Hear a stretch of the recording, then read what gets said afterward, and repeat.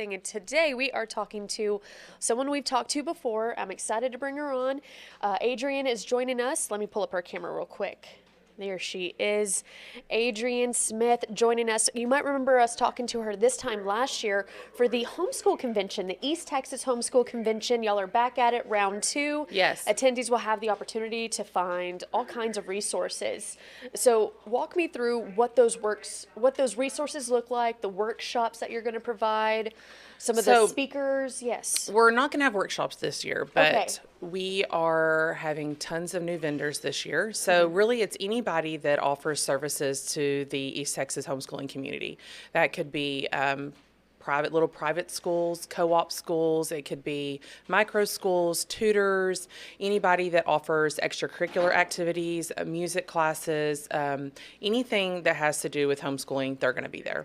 So last year we had 30 vendors. This year we're at 54. Oh, wow. My goal was 60.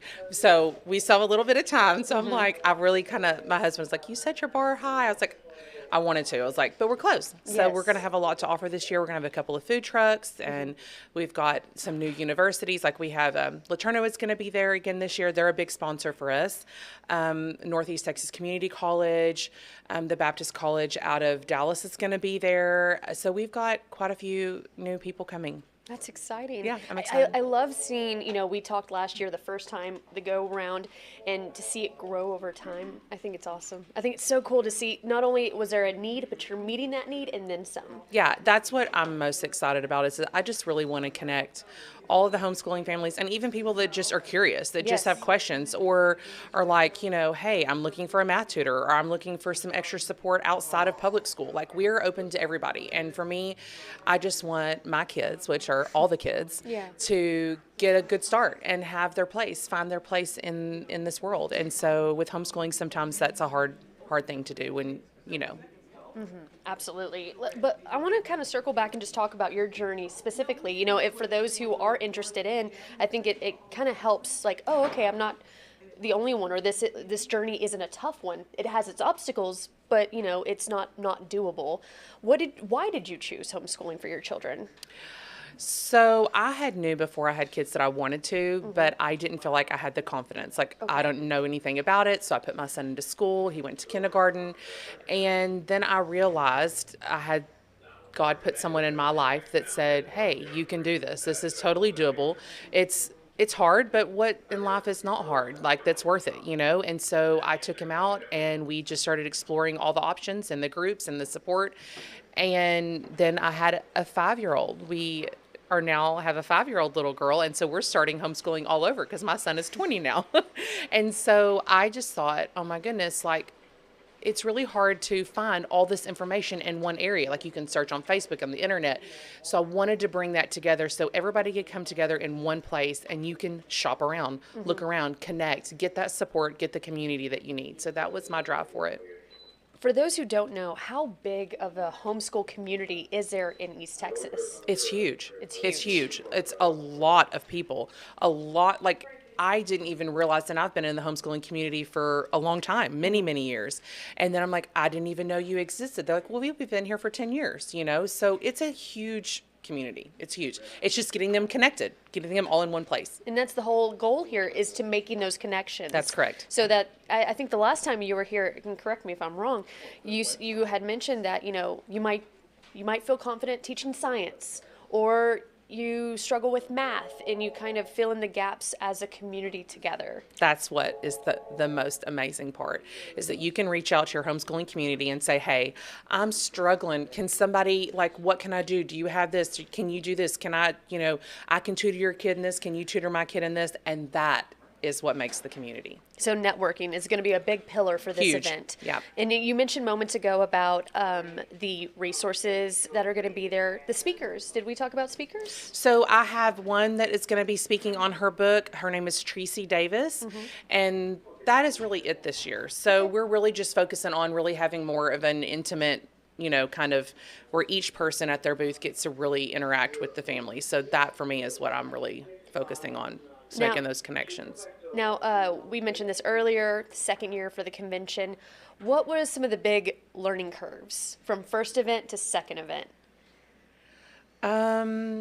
It was such a blur last year. Learning curve, I would just say a little bit more organization on the backside for me. Like I was doing it a lot by myself. And so really asking for help, really, getting other people involved to help me get this laid out more, I think was what my learning curve was. Not that I could do everything by myself. And sometimes we think we do, can't we? Right. Oh, that's the hardest part. Right. I think sometimes is just saying someone else can handle this, not me. That's right. Now, what changes can returning attendees expect? Really location. So Okay. I've changed the location. It's not at the Gilmer Civic Center. It's going to be at the Jamboree Event Center in Gilmer at 181 Bob Glaze Drive. So we went from 5,000 square feet to 10,000 square feet. Oh, wow. So it's going to be a nice spacious place where we can fill it up, and that's what's changed this year. So.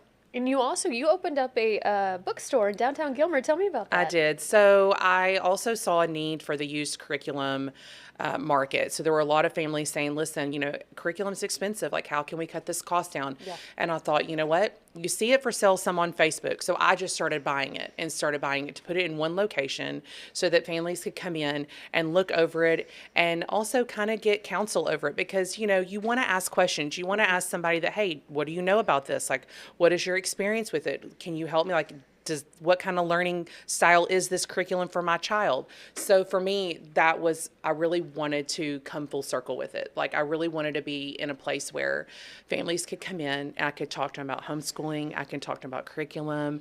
And so for me, talking to people is like my thing. Like, I love being able to interact with people and counsel families. And so, being able to share my faith too is important. So that was a place for me to do that. Now, you mentioned curriculum. How does it work? Is it like packets or for like? Oh, no, there's like every kind of curriculum you can think of: books, instruction books, little workbooks, and I have it all from pre-K to high school, some Okay. college stuff.